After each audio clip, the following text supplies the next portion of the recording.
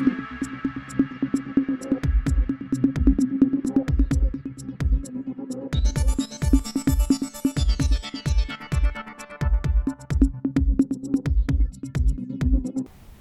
and welcome to the first episode of Focus 54, your guide to real African stories. Now, it is a happy 2025.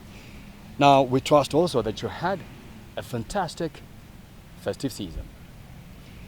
In this episode of Focus 54, we zero in on agricultural self-sufficiency, picking up from the recently held comprehensive Africa Agricultural Development Program Summit held recently in Uganda, Kampala. Now, as the continent grapples with the complexities of food security, economic stability, and climate change, the push towards self-sufficiency in agriculture has become particularly important. Now, let's look at the stories that have been making the headlines across Africa. We kickstart with the most trending story, whereby the United States withdrew from the World Health Organization. And a lot has been talked about in that regard. The African Union Commission chairperson Musa Faki Mahamat was dismayed by this move. The USA, as a member of the WHO, was crucial in shaping global WHO instruments and norms on public health security and well-being of the past 7 decades. While interesting enough, that story, we hope to bring you a full analysis on this move here on Focus 54. I'll move to Burundi, where thousands of people in Burundi have been displaced by overflowing waters of Lake Tanganyika, thereby leaving them exposed to hunger and poor shelter. Now, as we move closer home, South Africa has launched a trusted tour operator scheme to attract Chinese and Indian tourists as a way of improving foreign revenue earnings. Last but not least, in our own country, Zimbabwe, the Second Republic continues with its drive to harness the country's natural resources in line with Vision 2030. In the same vein, Wange's biggest coal producer, Dinson Colliery, revealed that it is targeting a record 750,000 tons annual output after successful expansion projects last year. And that's all we have for you in this segment, but join us in the next segment as we talk to the Minister of Lands, Agriculture, Fisheries, Water and Rural Development, Dr Anxious Masuka. We will be joined in the third segment by Professor Mandi Rukuni, who will be discussing further on food self-sufficiency.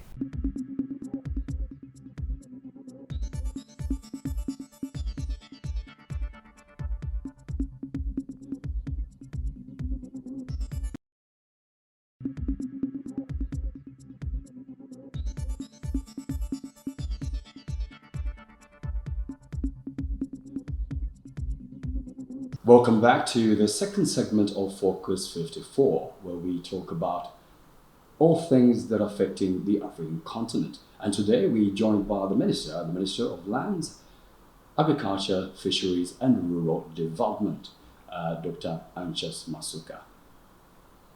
Welcome to the show. Thank you. What is CAADP? What is it all about? Well, CAADP stands for Comprehensive Africa Agriculture Development Program. Initially, the Maputo Declaration in 2003 was as a result of the heads of state realizing that they had a common background in agriculture because all their states were agro-based. So they aspired to develop a common framework for developing agriculture, but also for financing agriculture. And in the Maputo Declaration, we then got the number 10% of the fiscus be allocated to agriculture in order to cause 6% annual GDP growth in agriculture. Right. Then in 2014, 10 years later, the Malabo Declaration reviewed these CAADP objectives and principles and realized that most of the objectives had not been met. But also re-emphasized the importance of Africa and Africans committing to the Maputo Declaration, because that was the only means of increasing agricultural productivity, because every country realizes that there is no country that has transited from a low income to a middle income to an upper income country without increasing agricultural productivity. So the Malabo Declaration also then gave targets for ending hunger, for reducing malnutrition, but also for investment in water and infrastructure. The Kampala Declaration, which is 10 years after the Malabo Declaration and 20 years after the Maputo Declaration, now the heads of state saying, let's review what we've done in the past decade and in the 20 years and see how we can recast this declaration to ensure that we give it additional impetus to accelerate agricultural transformation. And Zimbabwe participating at this Kampala declaration was perhaps for us very insightful. Insightful because in 2020, Zimbabwe developed the Agriculture, Food Systems and Rural Transformation Strategy, where we adopted a systems approach to transformation, but using agriculture as the entry point, which is why the philosophy of the President, His Excellency Dr. E.D. Mnangagwa, is that agricultural development will cause rural industrialization, and that rural industrialization will cause rural development, which will catalyze and facilitate the attainment of Vision 2030. So when CAADP, Kampala, adopted this agri-food systems approach, we can see alignment with what Zimbabwe is already doing. So that is one of the major shifts in the new CAADP, that the new CAADP in the Kampala Declaration focuses on a systems approach to agricultural development, not just agriculture per se. Just going forward, obviously the issues to do with food security, economic stability, climate change. Do you feel that these issues are now being addressed? I know that you came up with a strategy, a 10-year strategy. Do you feel that with these issues that are taking place in Africa, these issues will be addressed? Certainly, the CAADP strategy and roadmap 2026 to 2035, which comes into implementation on the 1st of January 2026, is 6 objectives. And among them, just increasing productivity, because productivity across all countries in Africa in terms of agriculture, be it livestock, fisheries, crops, is low. Then the next thing is, of course, financing that productivity. So resourcing agriculture was identified as one of the major objectives. And none of the African countries were on track to satisfy the objectives of the Malabo Declaration of allocating 10% of the annual public expenditure to agriculture. The CAADP Declaration re-emphasized that and said we wanted not just 10%, but 15% of what is generated in terms of agricultural GDP to be reinvested. Then the third broad objective for the Kampala Declaration, which we also find in our own agriculture and food systems transformation strategy, is food security and nutrition. That we must produce enough to assure the African continent and every African of food of nutritious quality every day. And that we must reduce malnutrition by 25% within the 10-year framework. Then we also saw a very strong objective on inclusivity. And it's already captured in our own agriculture, food systems and transformation strategy, rural transformation strategy, where we said we must include youth and women. Youth are a massive demographic dividend. Over 50% of populations of countries are now the youth. If we are unable to motivate youth, to entice them to participate in agriculture, then it means that we can't bequeath a future to them in agriculture. So we need to examine the whole agricultural value chain from finance to inputs to production to logistics to transport to storage to markets, and say where do the youth fit in on these nodes of the value chain so that we can entice them into production and productivity, and realizing that in the past, access to land, access to finance was not on equal footing for men and women, and bringing women into the mainstream of agriculture is critical. In Zimbabwe, 60% of production in communal areas is undertaken by women. So it is an absolute imperative that we involve them. And again, in Zimbabwe, we've had the First Lady leading by example, where we have a very successful agric for she. So at the African continent, this now has been realized and is now one of the 6 objectives that have been taken on board. The 6th one of that CAADP 3 is governance. We felt that within the African context, starting with the Malabo Declaration, there is a mutual accountability framework where there is a biannual review. When countries are based on some parameters of development, you are able to score yourself, and then you present yourself for that review, so you are measured, assessed, and are assisted by the other countries. And we've seen that Zimbabwe, for example, last year scored very highly. Out of the 9 or so, were 5 point something points, so, and growing. So Zimbabwe is one of those countries that are actually growing to fulfill these obligations. But this governance framework allows us to go and assess country by country and to submit progress in meeting these continent-wide aspirational objectives. Honourable Minister, just going back to value addition, which you talked about. I think it's one of the most significant or missed opportunities at home and in Africa is obviously the limitation on value addition.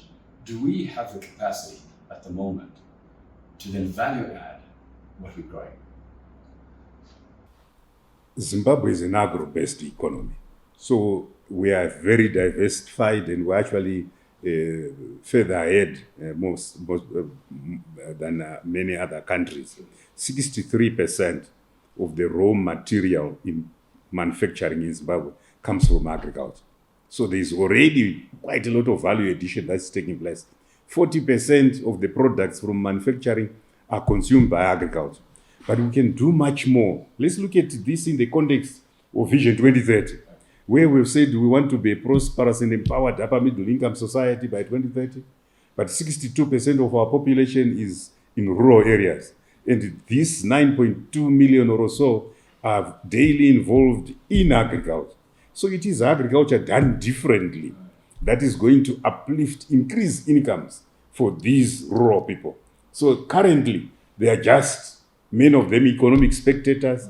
By doing more agricultural production, by generating surpluses beyond their own annual household consumption, they can become part of this value chain and become economic participants. Then what we have now done in terms of rural development is that we wanted to develop these 35,000 village business units centered around the 35,000 village boreholes. That then comes with an aggregation model at the ward.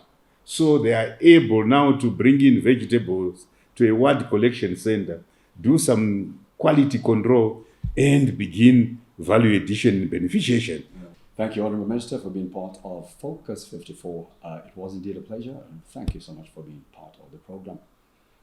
This was Focus 54, and until next time, goodbye.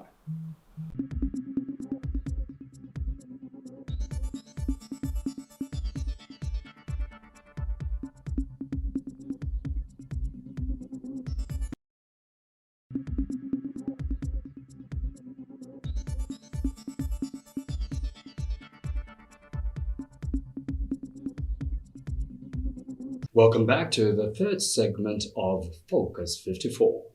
And of course, we are focusing on agriculture self-sufficiency. And I'm now joined by Professor Mandi Rukuni, who is an analyst and strategist in agriculture and food systems development. Professor, welcome to the program. Thank you. Nice to be here. Professor, we're still on CAADP. Yes. Africa is heavily reliant on food imports. Now, from research alone, Africa heavily relies on food imports, reaching over US $100 billion. How can Africa utilize available resources to increase food production? Well, Africa actually doesn't need global resources to actually be food secure because we have more than enough of our own resources. So the issue is just simply reconfiguring our economies, which are not suited for broad-based development, so that agriculture can once again be the driver of overall social and economic transformation. In other words, you can't really have a fully fledged industrial revolution before we have an agricultural revolution. Right. And you can't have an agricultural revolution before you have a food systems revolution. Right. So that's the sequence that's wrong. We're trying to industrialize before we develop agriculture. And how can we correct that? Well, we invest more in agriculture and rural settings, because Africa is not the only continent with this challenge. Some of the Asian countries also have the same challenge. Almost all the South American countries also have the problem. Now in Africa, we have 55 countries, and each one of the 55 is in the middle income trap. All of them, including our most advanced economies like South Africa, Egypt, the whole lot, 55 out of 55 have dual economies, which make it difficult to uplift the rural people and the majority of the population in industrial, manufacturing, and commercial services. So the few countries in the world who have overcome this problem, like the Asian tigers, is because they then tip the whole development framework and the budget architecture the other way around, spend most of the public resources in rural areas, put in the roads, water, power, new technologies, train people to increase productivity of land, more agriculture, higher yields, then the cost of food goes down, and the abundance of that food not only helps to get the rural and urban population well-fed, because when people are well-fed and they stop worrying about where their next meal is coming from, now they can concentrate on development.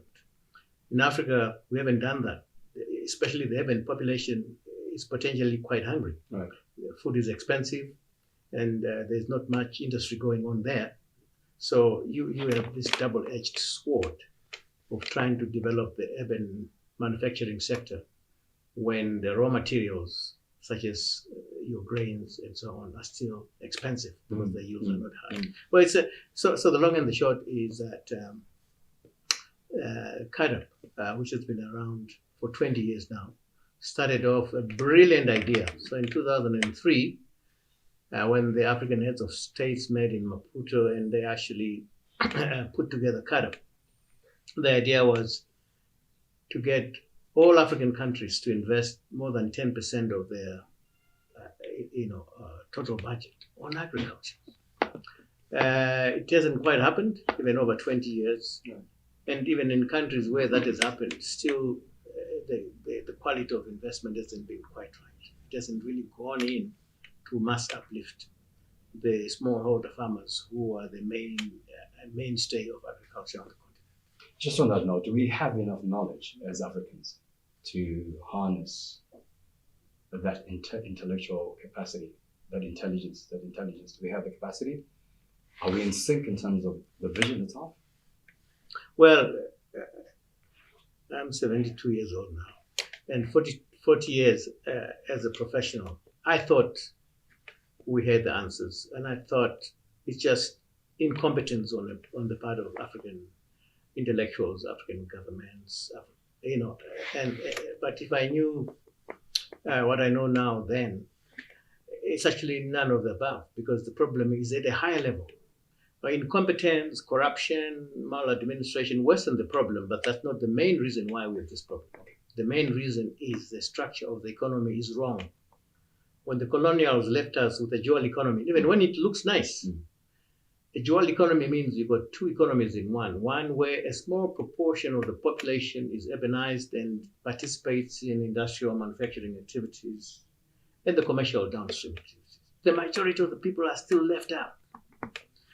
And if an average small farmer in Africa is not supplying a manufacturing factory, they'll never rise. They'll keep supplying very low-end markets, which don't lead to manufacturing and industrialization.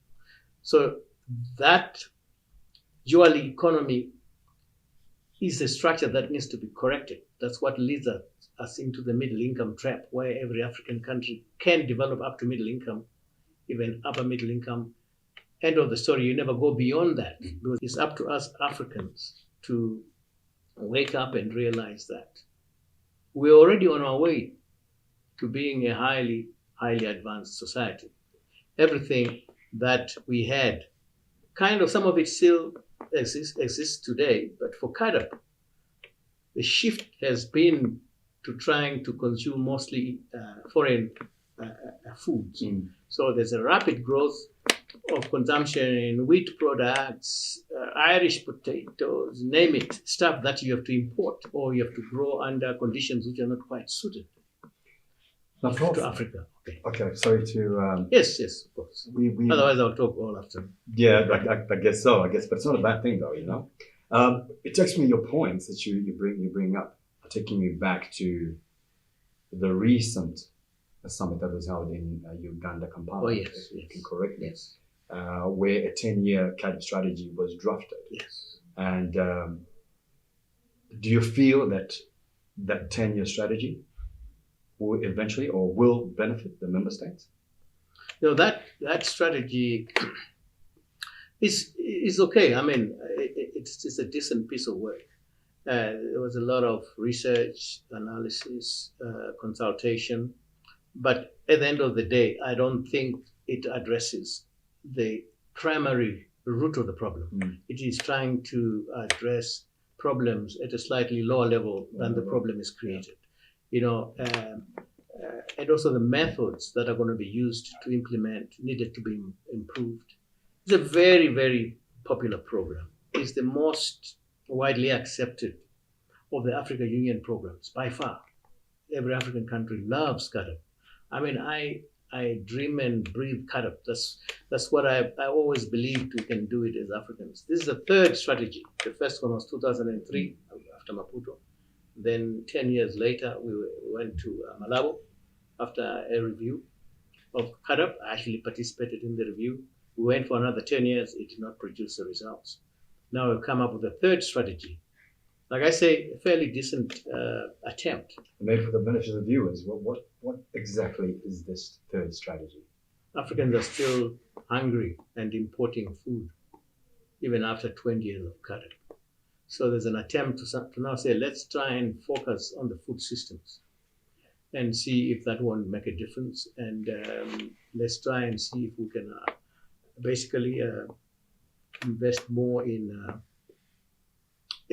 some of the processes, such as technology development, market development, to see if that can get us going, which is okay. But like I say, it does not go to the heart of mass uplifting the issues, smallholder farmers into manufacturing, industrial, and commercial processes, and unfortunately also, the African governments are implementing CAADP through a tool called National Agricultural Investment Plan. So every African country participating has a National Agricultural Investment Plan. So basically, it's become individualistic. Say, every nation then has got the initiative to actually do certain things on Yes. their own. Actually, you've hit the nail on the head, because CAADP is supposed to be a continental program driven by regional integration and regional cooperation. How do you drive a program through regional integration and cooperation? You work on problems that are common and you jointly work on the problems. You share resources, you share personnel, you share facilities. Well, then the NAIP doesn't do that. It's an individual country trying to figure it out, but which would be all right if it was focused on the right things. But the NAIP tends to be a plan separate from what the government is already working on. So the NAIP, I think, was a hope that donors will put money in the NAIP whilst the country continues to put money in its own national agricultural strategy. So you got like two strategies running, one kind of driven, which never really has any resources because donors are not putting money into it, and national programs like it. It's parked there. Hopefully, there's somebody to implement or fund whilst they continue with their regular programs. So you don't have regional integration. You don't have regional cooperation on the topic. There is everyone waiting for donors to put money in the Africa. Which takes me back to this question here. I was going to ask, you touched on it. How can Africa reduce its dependence on those external partners and donors, which is pretty much what has been happening? Given that there are regional and African collectives, such as the African Continental Free Trade Area. Yeah, like I say, we are trying to solve problems at a lower level than they were created. And because after colonialism, we just thought, get rid of these colonials. We put in black people like you and me to solve the problem. We're now going to be independent. Well, we never really realized that the structure of that economy is not correct. It's structured to continue to rely on imported goods from overseas. So even the infrastructure that we have in almost every African country is intended to take raw materials out of the country and bring manufactured goods and services. Right. It's not that we start manufacturing our own goods and services. We rely on things we don't produce. We import them. Then we produce things we don't manufacture. So when you rely on things you don't produce and then produce things you don't rely on, you're manufacturing poverty. We're all now beginning to consume junk foods, right across the continent. Irish potatoes, wheat products, it's all foreign foods. And then the global system is so powerful. It has made it so easy to make junk tasty and look nice. So at the same time, it's discombobulating our health system. When you eat naturally grown food, okay, that's the real medicine. It has all the ingredients to restore your system to normal. It's not medicine. Even when you go for herbs, it's not supposed to be medicine, except in exceptional cases. It's supposed to restore your system through nutrients that you don't normally get in these chemically grown crops. Professor Rukuni, thank you so much for having joined the program. Being part of it, your points were valid. Thank you. At my age, I just have to tell it as it is. There's no time. And you did it. Well, viewers, there you have it. Professor Rukuni just delving deep into some of the issues that were discussed at CAADP. And until next time, good night.